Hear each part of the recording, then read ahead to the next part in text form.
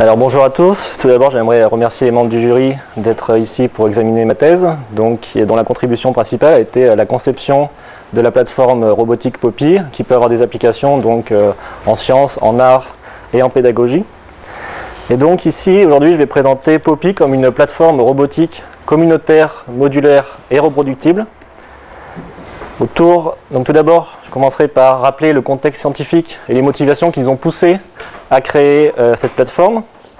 Ensuite, je vous parlerai de l'approche qu'on a choisie pour créer ce genre de plateforme, qui permet à la fois de modifier librement la morphologie d'un robot et d'assurer la reproductibilité scientifique.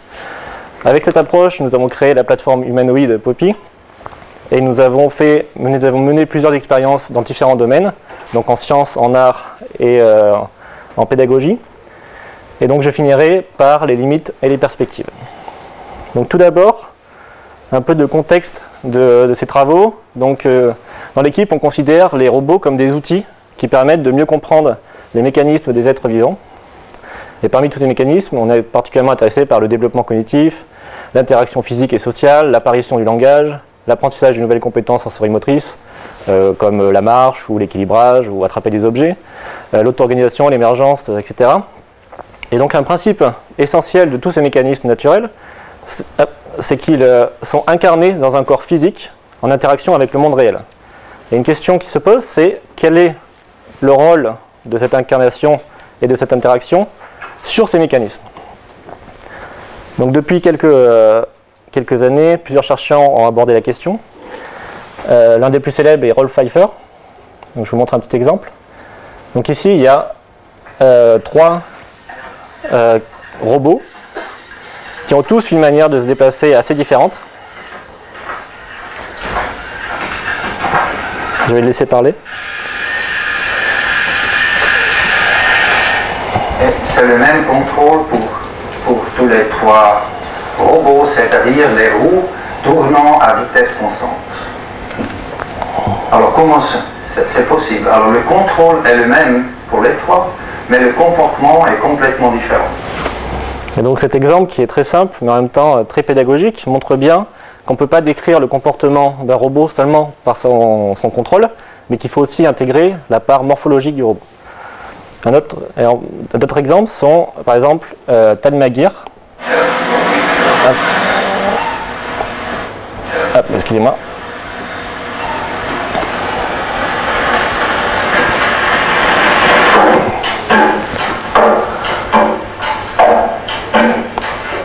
Et donc là, Talmagir a poussé le concept plus loin, puisque dans cette structure, il n'y a même pas de contrôle, ni même de moteur. Et donc, ce comportement qui montre une démarche qui est assez proche, assez similaire de l'être humain, est en fait uniquement dû aux propriétés morphologiques de la plateforme, qui sont la longueur des segments, la position des masses, la forme des pieds, en interaction avec l'environnement, qui est la gravité et un plan incliné. Et ces travaux ont été repris plus récemment, et légèrement améliorés, et avec le même principe, ce robot a été capable de marcher pendant plus d'une demi-heure.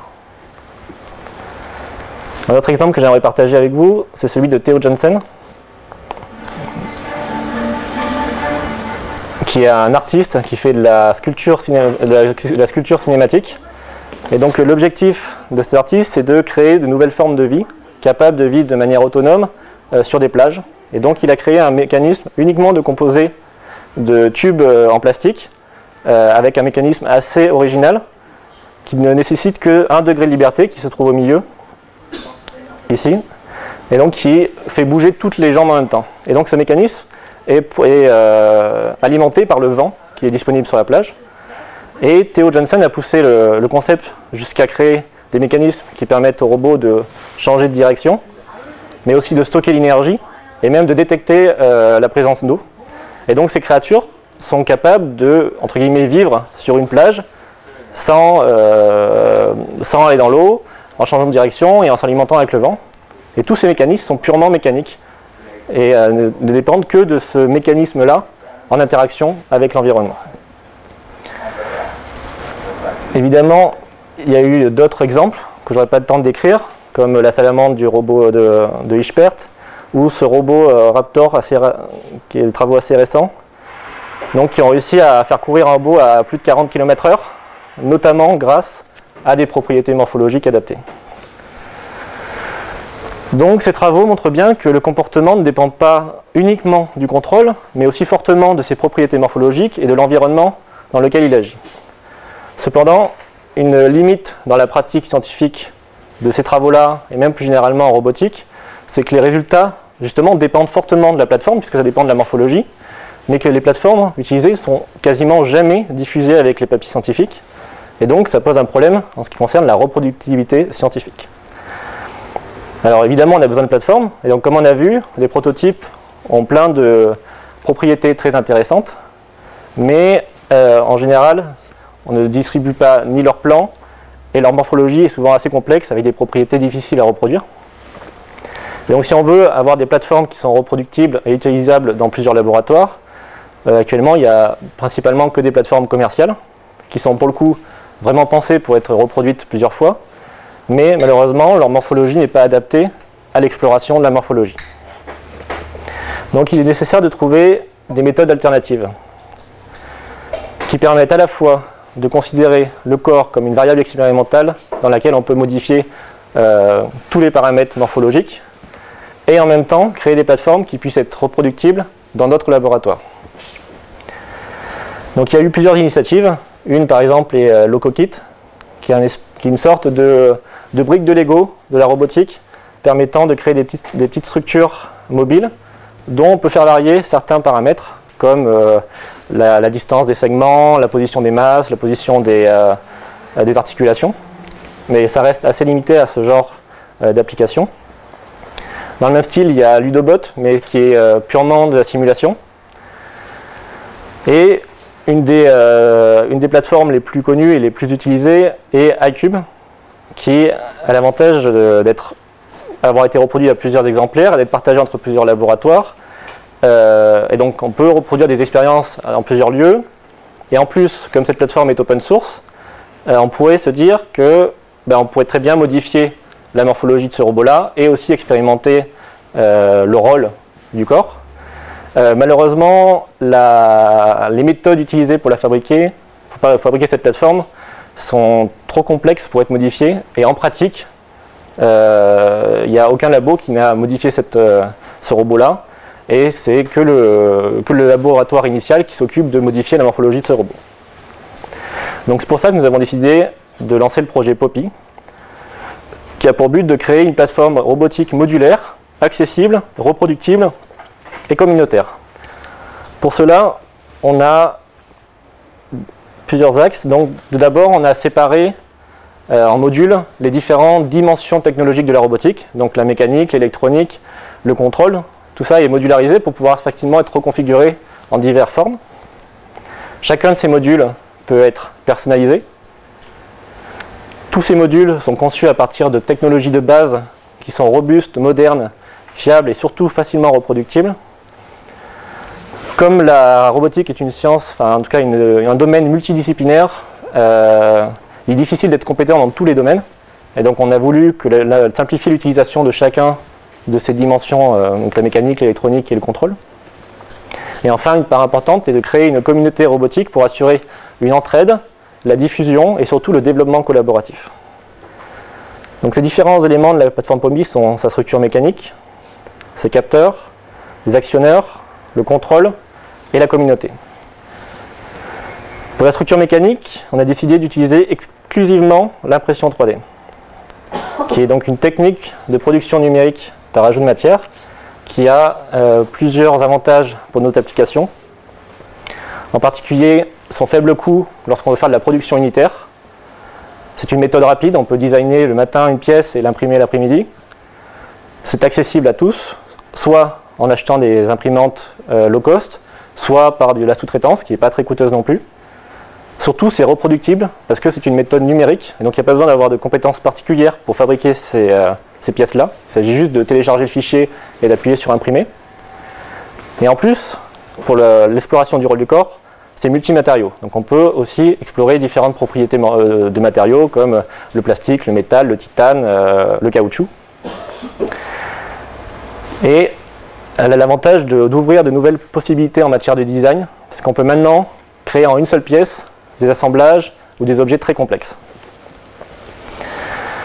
Pour les capteurs, on n'a pas la même liberté, donc c'est-à-dire produire des capteurs à la demande, parce que ça repose sur l'électronique, et encore, pour l'instant, il n'y a pas encore de moyen de faire ça rapidement.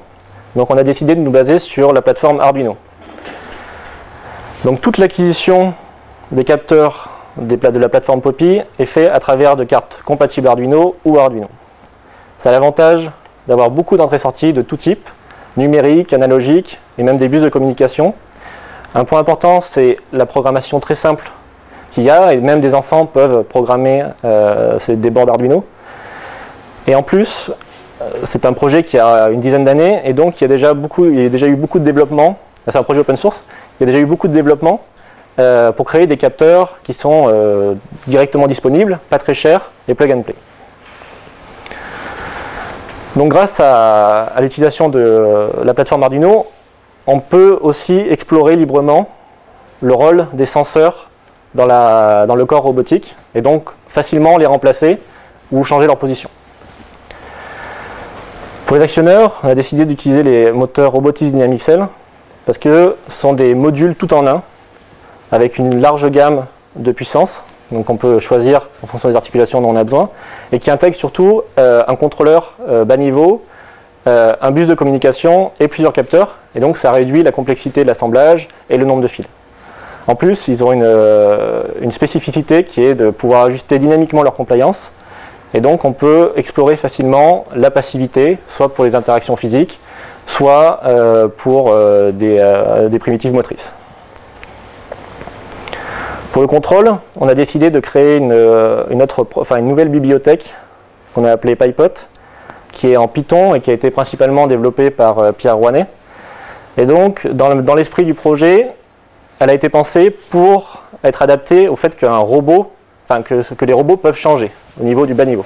Donc tous les contrôleurs qui permettent de communiquer avec le monde physique peuvent être facilement interchangés et après automatiquement génère une nouvelle API très simple d'utilisation qui permet à tout le monde, en tout cas même pour moi qui ne suis pas informaticien, de programmer facilement des robots. Enfin, un point très important, c'est la communauté. On a décidé de distribuer tout en open source. Et elle se rassemble autour de plusieurs lieux, les dépôts Git, le lieu de discussion et le portail web. Donc toutes les sources liées au développement et la documentation du projet Poppy sont distribuées en open source. La mécanique et les fichiers hardware électroniques sont distribués sous licence Creative Commons, qui est la même que celle Arduino. Et pour le software, donc PyPot, c'est du GPL. Tous ces modules sont partagés et hébergés par des dépôts Git qui permettent de simplifier fortement la gestion des sources, donc le versionning et les releases, et surtout qui est un super outil avec un workflow conçu pour le développement collaboratif, avec des outils comme les branches, les forks, les merges et les pull requests. Pour les discussions, on a décidé d'utiliser un outil très récent et très moderne qui s'appelle Discourse. Et donc notre forum nous permet d'échanger librement tout le développement technique qu'il y a autour de la plateforme, d'assurer le support aux membres de la communauté, d'apporter de la documentation, de discuter des différents projets, soit de la communauté, soit des nôtres, et de partager aussi la recherche que l'on fait dans l'équipe. Donc on peut discuter de futures expériences par exemple. Et ainsi, on centralise toutes les informations importantes pour les personnes qui sont intéressées par le projet à un seul endroit. Ils savent très bien que en cherchant dans ce forum, ils vont trouver, ils peuvent venir poser des questions librement.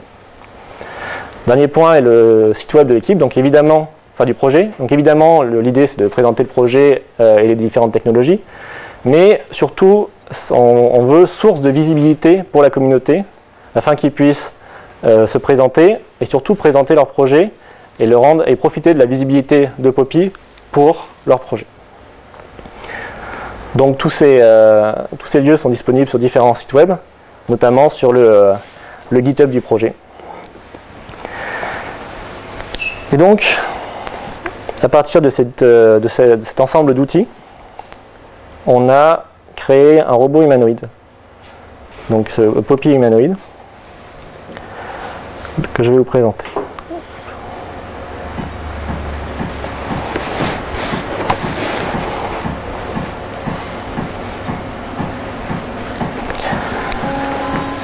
Donc Poppy humanoïde est un robot totalement imprimé en 3D.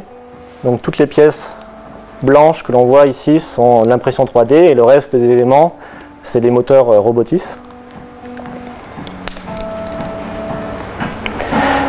Lorsqu'on a travaillé sur le développement de cette plateforme, on était en collaboration avec des laboratoires de biomécanique et donc on a pas mal discuté et on s'est beaucoup inspiré de l'anatomie humaine pour créer la morphologie du robot. Donc elle est bio-inspirée à plusieurs endroits, notamment avec une colonne multi-articulée et globalement des proportions humaines.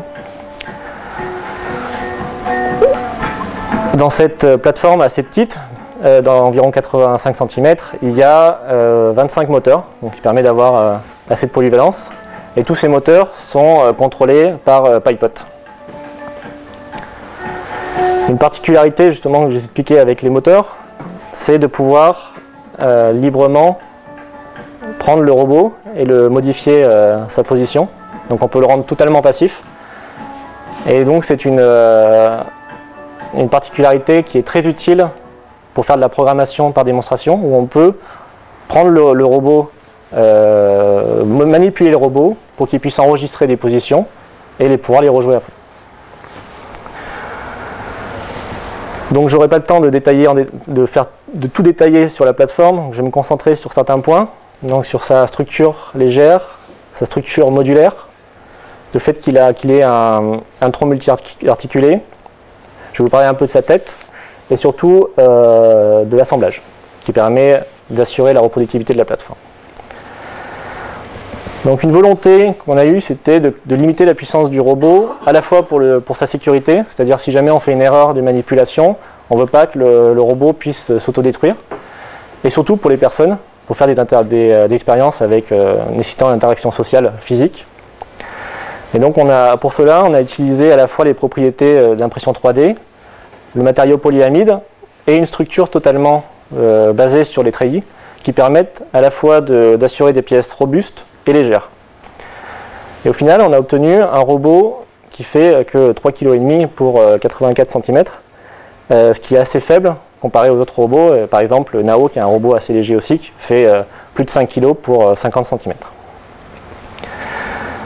L'impression 3D permet aussi de considérer toute la structure du robot comme une variable que l'on peut facilement modifier. Par exemple, on peut facilement changer la puissance de chaque articulation en réimprimant une pièce. Et donc là, par exemple, on a juste à aller dans les sources qui sont distribuées de manière libre et modifier les différentes cotes pour l'adapter et passer d'un moteur MX28 à un moteur MX64. La même idée peut être faite sur la variation de paramètres de ces mêmes pièces.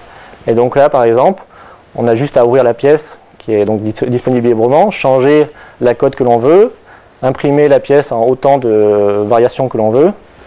Après, faire les expérimentations, par exemple une expérimentation de marche en changeant la longueur d'une jambe.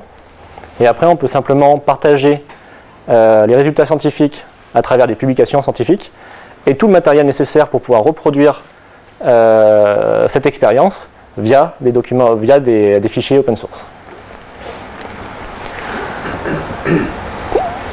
Pour augmenter sa polyvalence, on a décidé d'introduire un tronc multi-articulé, très inspiré du robot Acrobat fait par Olivier Ly.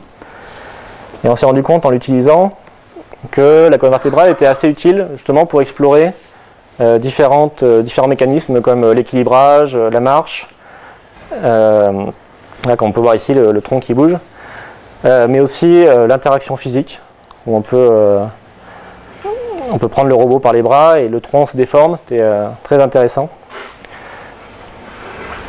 Et donc, ce design reprend à peu près les principales mobilités du tronc humain, ce qui permet en plus de pouvoir créer des mouvements plus human-like. Une limite d'avoir un tronc multi-articulé, c'est qu'on n'a plus la place pour mettre toute l'électronique. Donc il a fallu la loger dans la tête. Malgré tout, on a essayé de travailler sur le design de cette tête, parce que c'est un élément assez important pour l'interaction et l'acceptabilité des robots. Et donc on s'est inspiré de plusieurs objets qui viennent soit du monde du jeu vidéo, de la BD, etc. Et pour designer une tête qui est à la fois qu'on a essayé de rendre assez minimaliste avec des lignes douces et une grosse tête avec des gros yeux pour faciliter l'acceptation sociale du robot. Mais encore une fois, c'est totalement imprimé en 3D, et donc là c'est une version qu'on a fait, mais on pourrait très bien totalement modifier la tête et tester de nouvelles formes. Cela dit, la version de base intègre l'audio, la vidéo avec un très grand champ de vision, un ordinateur embarqué qui intègre PyPot, qui permet de contrôler tout le robot et de communiquer avec l'extérieur via le réseau, en Wi-Fi et en Ethernet. Des contrôleurs bas niveau, et là on peut choisir un peu entre différents composants électroniques et même utiliser une board qui a été développée dans l'équipe par un stagiaire, donc qui intègre directement le contrôleur pour les moteurs et une board Arduino qui permet de venir brancher librement de nouveaux senseurs, et donc on a laissé disponible un certain nombre de pins pour qu'on puisse venir hacker le robot. En plus, on a décidé de mettre un très grand écran qui permet d'explorer assez librement différents designs, différentes expressions, ou même afficher des indications ou du texte, peu importe. En tout cas, c'est libre. C'est une plateforme libre pour que des personnes puissent s'en servir et explorer ces questions. Un point essentiel pour la reproductibilité, c'est l'assemblage. Et donc on a essayé de le simplifier au maximum, et ça a été possible grâce à l'impression 3D, en réduisant le nombre de pièces, en intégrant directement sur l'impression des détrompeurs et des blocages mécaniques. Tout le process est documenté en vidéo, et ainsi on essaye de réduire au maximum les erreurs au montage afin de pouvoir assurer qu'il y ait une configuration logicielle commune entre tous les robots pour qu'on puisse soit dès le montage l'exécuter, soit partager du code entre plusieurs robots.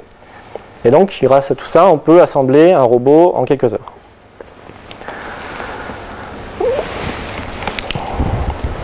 Ça va se présenter sous forme d'un kit avec des pièces imprimées en 3D, des moteurs Robotis, et l'utilisateur n'a plus qu'à assembler, mettre les vis entre ces différents éléments, rajouter les petites briques électroniques nécessaires pour le contrôle, et normalement, si tout s'est bien se passer, il peut directement exécuter du code, enfin des programmes sur le robot, notamment ce mouvement de danse qui a été réalisé par une des artistes qui a travaillé avec la plateforme.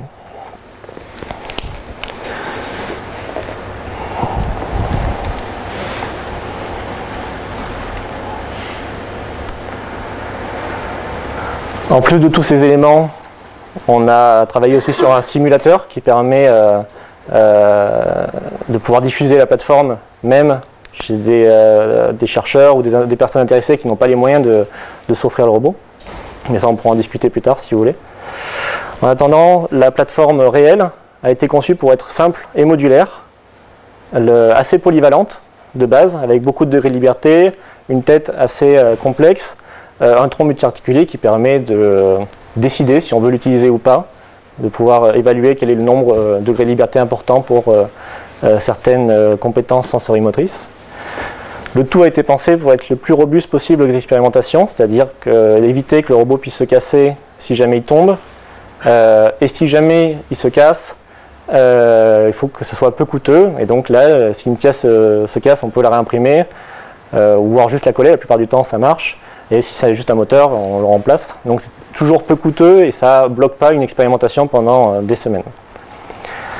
Et donc le kit coûte environ 6 500 € hors taxe pour avoir un robot entier, ce qui reste assez abordable pour une plateforme de recherche. Donc, après avoir terminé la plateforme, un autre axe de cette thèse a été de l'évaluer autour d'expérimentations qui ont permis de mettre à jour à la fois l'approche et la plateforme humanoïde. Donc évidemment, on a commencé par des expérimentations scientifiques pour voir si on pouvait effectivement librement et facilement modifier sa morphologie et mener des expériences et pouvoir reproduire l'expérience dans la communauté scientifique. Donc on a fait plusieurs cas d'illustration en créant un mécanisme de genou semi-passif, en ajoutant des capteurs spécifiques, en étudiant la forme des jambes ou en testant à quel point il était facile d'itérer différents designs et de mener des expériences. Et on l'a répliqué sur la forme des pieds. Pour cette soutenance, je n'aurai pas le temps de détailler ces 4 applications. Et je vais me concentrer sur la forme des jambes, qui est un exemple assez représentatif de la méthodologie. Donc comme je vous disais, lors de la conception du robot, on s'est beaucoup intéressé à l'anatomie humaine. Et une particularité de l'anatomie humaine, c'est que le fémur humain est incliné de 6 degrés. Il n'est pas tout droit. Et ça a pour conséquence de réduire l'écart entre les pieds. Et donc le mouvement nécessaire du centre de gravité lorsqu'on marche. Donc c'est quelque chose qu'on a reproduit sur Poppy directement. Mais on a voulu essayer d'évaluer quel était l'impact de ces petits 6 degrés d'inclinaison. Donc tout simplement, il s'agit d'aller dans les fichiers sources, de modifier le paramètre. Ici, on a enlevé, on est passé de 6 degrés à 0 degré. Comme c'est paramétré, ça marche à peu près directement. Ensuite, il s'agit de produire la pièce. Et donc on peut soit le faire sur des imprimantes low cost qu'on a ici, ou par une production sous-traitée, donc ça prend 2-3 jours, environ 90 € par pièce en sous-traitance. Et ensuite, il s'agit juste de monter et de remplacer la pièce sur le vrai robot, et ça, il s'agit juste de enlever quelques vis et les remettre. À partir de là, on peut mener des expérimentations, et là, pour explorer ce point, on a décidé de faire 2 cas. Un cas où on laisse le robot tomber sur le côté, afin d'évaluer sa vitesse de chute, en tout cas son comportement pendant la chute. Et on s'est rendu compte qu'il y avait une différence assez non négligeable, en tout cas, entre les 2 versions de jambes. Donc en rouge, c'est lorsque la jambe est droite, et en bleu, c'est lorsque la jambe est inclinée. Et donc on voit qu'il y a un certain retard grâce à l'inclinaison de la jambe, dû au fait que les pieds sont rapprochés, et ça change les conditions initiales de la chute. On a fait aussi une expérience où on a essayé de le faire marcher. Donc on a créé un petit comportement de marche et on l'a fait marcher pendant plusieurs heures sur un tapis roulant. Et on a enregistré à la fois au niveau du bassin et au niveau de la tête le mouvement que subissait le tronc pendant la marche. Là encore, on s'est rendu compte qu'il y avait une différence assez significative entre les 2 solutions, où en rouge on a les jambes droites et en bleu les jambes légèrement inclinées. Et donc là on voit encore que pendant la marche, il y a une limite, le haut du corps bouge moins avec cette propriété-là.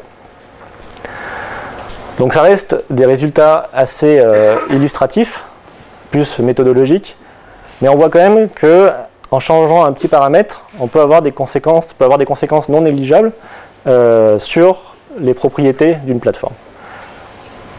Donc là, ça a par exemple réduit d'environ 60% la vitesse de chute, 30% le déplacement nécessaire du centre de gravité, ça réduit de presque de moitié les mouvements du haut du tronc pendant la marche. Voilà. Donc, voici un peu l'esprit méthodologique qui va avec la plateforme Poppy.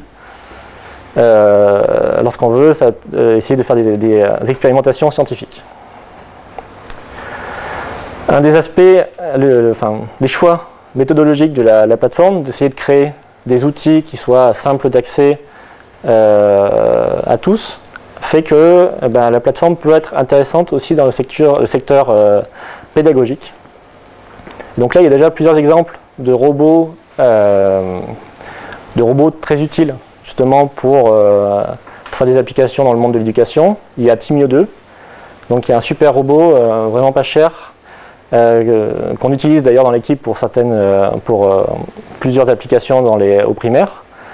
Donc il y a un super robot, mais qui est limité justement à un niveau primaire et juste à de la programmation et à de la robotique.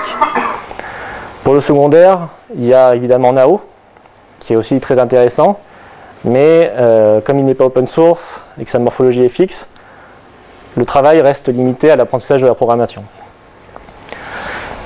Poppy permet de faire des projets multidisciplinaires avec à la fois de la mécanique, de l'électronique et de l'informatique, et comme tout est open source, les enseignants et les étudiants peuvent aller directement voir en détail comment la plateforme est conçue et créer des supports adaptés et des exercices adaptés. Quand on essaie de créer une communauté, les différents enseignants peuvent échanger leurs projets, les étudiants peuvent trouver de l'aide, et enfin, comme on essaie de faire des plateformes modulaires, on peut adapter les plateformes qui ont été créées aux besoins d'une application pédagogique donnée. Donc on a expérimenté ça dans plusieurs collaborations, une avec un lycée à Bordeaux, une avec le master cognitique d'ici, le défi H qui est un défi étudiant. On a une collaboration en cours avec l'école des arts et métiers où Poppy va intégrer en tant que fil rouge le cursus bachelor. Et il y a eu plusieurs hackathons à la Cité des Sciences. Donc ici encore je vais me limiter à un exemple qui est donc le lycée des métiers à Bordeaux, où on a fait un atelier qui a duré 3 demi-journées avec une quarantaine d'élèves. Et pour réduire le coût de la plateforme, on s'est contenté de faire qu'une moitié de Poppy, qui consistait à avoir les deux bras, le buste et la tête. L'atelier s'est réparti entre plusieurs sous-ateliers. Donc un atelier assemblage, où les élèves devaient simplement assembler le robot. Donc il y avait un groupe qui assemblait un bras, un groupe qui assemblait l'autre bras, et l'autre qui assemblait le buste et la tête. Un groupe qui devait apprendre la programmation Python et à utiliser la librairie PyPot. Et enfin, un groupe qui devait faire de la CAO et créer une plateforme mobile pour leur Poppy, donc qu'ils pourraient plus tard fabriquer afin de monter leur Poppy dessus.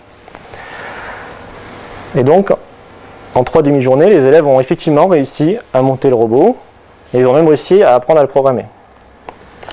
Donc, c'était des comportements assez simples, parce que le temps qu'ils apprennent, ils ont eu que 2-3 heures pour essayer de le faire bouger. Mais ils ont quand même réussi à étudier des comportements basés sur des sinus, ou justement à reproduire la démonstration qu'on a vue dans la vidéo de Poppy, où on peut modifier un bras et ça fait la même chose sur l'autre bras. Et tout ça, ils ont réussi à le reproduire directement, sans que j'intervienne. En tout cas, sans que j'écrive une seule ligne de code. Donc on a appris que effectivement le robot donnait un contexte très motivant aux élèves et qu'ils avaient réussi à programmer avec Pipo très rapidement. Et notamment, on s'est rendu compte que la manière dont ils apprenaient changeait. Et plutôt que ce soit le professeur qui transmette toutes les informations, le professeur était là que pour guider. Et une fois qu'un élève avait compris, il allait expliquer à l'autre, qui allait expliquer à l'autre. Et cet élève avait compris un nouveau concept et il revenait l'expliquer.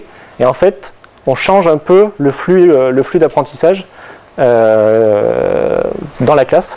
Et c'est un concept très intéressant et très motivant pour les élèves. En revanche, on s'est aussi rendu compte qu'il y avait quelques problèmes avec la plateforme. Tout d'abord, on avait compté sur le matériel informatique de l'école. C'était une erreur.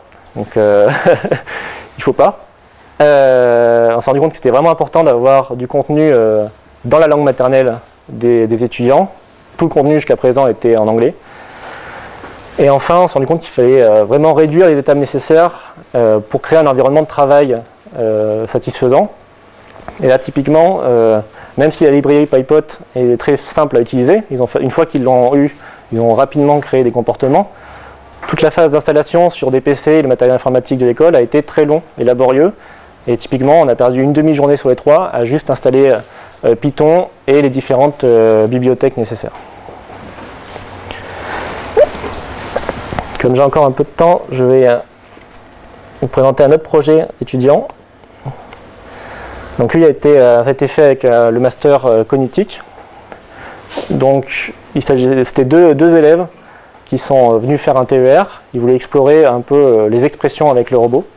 Et donc on leur a donné un Poppy, on s'en est pas vraiment occupé. On leur a juste expliqué rapidement comment ils pouvaient programmer le robot en le manipulant. Donc juste enregistrer les mouvements et les rejouer. Et donc ils ont passé 1 jour et demi, 2 jours à jouer avec Poppy pour créer plusieurs vidéos. On peut voir ici, où ils ont créé simplement plusieurs comportements et après ils ont pu faire leur étude autour du ressenti des utilisateurs face à ces expressions. Peut-être le remettre, ça va vite.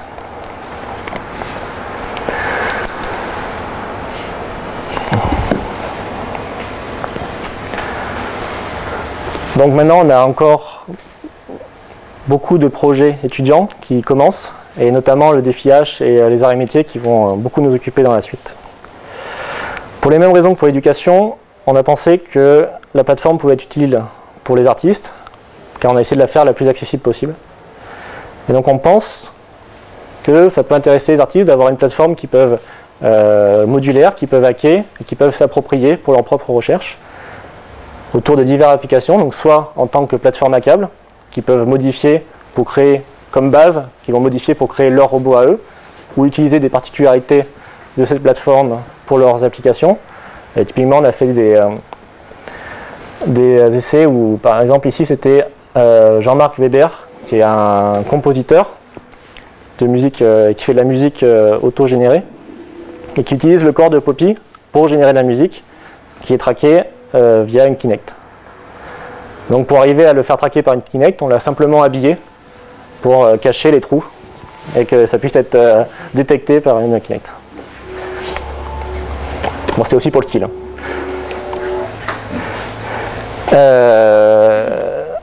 Et donc un autre axe, ça peut être d'utiliser directement Poppy comme, ou les plateformes Poppy comme des objets de réflexion autour de la robotique. Donc ça a été fait aussi plusieurs fois, notamment par l'association Comasina, donc qui a étudié plusieurs aspects.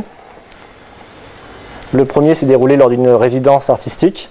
Nous avons exploré différents concepts, dont un qui était une danse entre une danseuse et Poppy. Tous les mouvements qu'on voit ici, là, là, sont des mouvements qui ont été programmés directement par la danseuse en manipulant le robot, en enregistrant les mouvements qu'elle voulait. Ces mouvements-là aussi. Et donc, le résultat était une performance avec le robot faisant des chorégraphies seul, puis étant manipulé par la danseuse, passant en mode passif. Et l'intérêt était de jouer entre le moment où le robot est contrôlé et le moment où c'est la danseuse qui contrôle le robot. Maintenant, ces projets-là continuent autour d'autres applications, mais qui utilisent les mêmes outils, c'est-à-dire la passivité et le fait de pouvoir enregistrer des mouvements assez facilement par démonstration sur Poppy. Donc on va voir quelques exemples.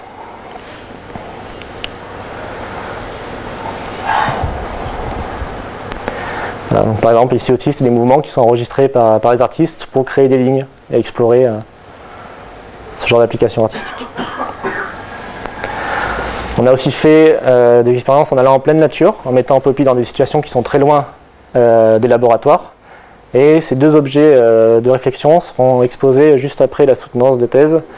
Et donc vous pourrez voir les résultats de ces travaux. Pour nous, l'intérêt a été de tester et de pousser la plateforme dans ses limites. Et typiquement, on a réussi à la casser plusieurs fois pendant la résidence. Donc ça a été très utile, parce qu'on n'avait jamais réussi jusqu'à présent, pour justement voir quels étaient les points faibles et améliorer sa robustesse, mais aussi simplifier l'utilisation pour les artistes. On avait vu qu'il y avait 2-3 points qui n'étaient pas très clairs, notamment le fait de pouvoir emmêler les bras, tout ça. Donc ça a été mis à jour en créant des blocages mécaniques. Donc ces expériences ont été très utiles pour le développement du robot. Donc voici à peu près un aperçu des différentes expérimentations et collaborations qu'il y a eu au cours du projet. Donc maintenant j'aimerais discuter un peu des limites. Donc premièrement, la volonté de vouloir faire des robots qui soient reproductibles vont limiter la complexité. Typiquement, limiter la liberté qu'on a pour choisir des actionnaires différents. Et c'est pour ça, par exemple, qu'on n'utilise pas d'actionneurs pneumatiques, hydrauliques, car trop complexe à mettre en œuvre par des personnes non expertes. Au niveau communautaire, comme j'expliquais, il y a un challenge du multilangue à résoudre. Donc il faut à la fois avoir du contenu dans toutes les langues, surtout si on veut s'adresser au public éducatif et artistique. Au niveau de la plateforme humanoïde, pour le moment, c'est des mains fixes qui sont purement décoratives. Il serait utile de créer des outils, des mains articulées, pour augmenter la polyvalence du robot. Aussi, pour l'instant, il n'y a pas de comportement qui permet au robot humanoïde de marcher tout seul, ce qui limite aussi un certain nombre d'applications. Typiquement, celle où on a besoin, plus haut niveau, où on a besoin d'un robot qui se déplace dans une pièce.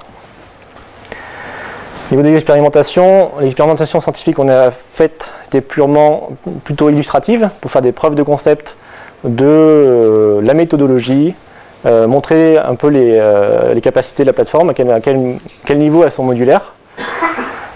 Et pour l'artistique et l'éducation, on s'est rendu compte que effectivement, le coût et la complexité de l'humanoïde n'étaient pas forcément toujours pertinentes. En ce qui concerne les perspectives, on a donc un ensemble de briques technologiques open source qui permet la conception de créatures robotiques modulaires. Avec ces outils, une instance de ces outils, c'est la création du Poppy humanoïde. On pourrait très bien imaginer, qui est actuellement arrivé à une version 1 et qui va continuer à être développée. Mais on pourrait très bien imaginer créer d'autres créatures. Donc on va intégrer le Poppy Ergo, donc qui est une créature qu'on a déjà fait dans l'équipe et qui a beaucoup inspiré le développement de cette approche autour de la robotique modulaire et accessible. Mais on peut aussi imaginer créer des Poppy chiens, des Poppy chats, des Poppy araignées, peu importe, ou des Poppy lampes. Ça reste des briques qui peuvent être reconfigurées en différentes créatures. Avec ces créatures, on peut faire des projets multidisciplinaires dans la communauté Poppy. Et donc je vais faire un petit point sur l'état de la communauté. Donc il y a bientôt un an, on a pu enregistrer qui étaient les personnes intéressées par le projet pendant un court laps de temps. Et donc on s'est rendu compte qu'il y avait une proportion à peu près similaire de labos de recherche et du corps enseignant, donc des universités ou des Fab Labs. Et le reste était réparti entre des industriels et des artistes. Et que c'était un projet assez international, avec une répartition, donc évidemment forte en France parce que c'est un projet français, aux États-Unis, en Europe en général, avec presque un quart, et le reste étant réparti sur les autres continents. Et donc ça montre bien l'importance d'avoir un système communautaire multilangue. Aujourd'hui, il y a 280 membres sur le forum Poppy, 230 topics et 1400 posts. Donc la communauté est en train de grossir. Et les techno-Poppy, donc pour les principales, qui sont PyPot et le Poppy humanoïde, ont été forkés 18 fois pour PyPot et 14 fois pour Poppy humanoïde sur GitHub. Et ont été téléchargés certainement plus de 500 téléchargements, voire beaucoup plus. On ne peut pas traquer tous les téléchargements. En plus, le Poppy humanoïde a été reproduit plusieurs fois. C'est pas évident de pouvoir mesurer combien de fois, mais a priori entre 6 et 10 fois. Donc maintenant, ce qui va se passer dans l'avenir, donc la branche, nous allons continuer le développement du Poppy humanoïde à Flowers. On espère qu'il y ait d'autres laboratoires qui reprennent le projet et qui le dirigent pour d'autres applications. La même chose pour des Fab Labs. Et surtout, qu'on puisse créer un développement collaboratif où il va y avoir des échanges entre tous ces travaux. Un très grand axe, très grand challenge de développement pour les 2 ans à venir va être de créer des actionnaires open source pour remplacer les moteurs robotistes qui ne le sont pas, et donc pouvoir introduire aussi dans la variabilité du corps, la variabilité des actionneurs. Donc pouvoir contrôler à la fois les propriétés mécaniques, électroniques et le contrôle de ces actionneurs.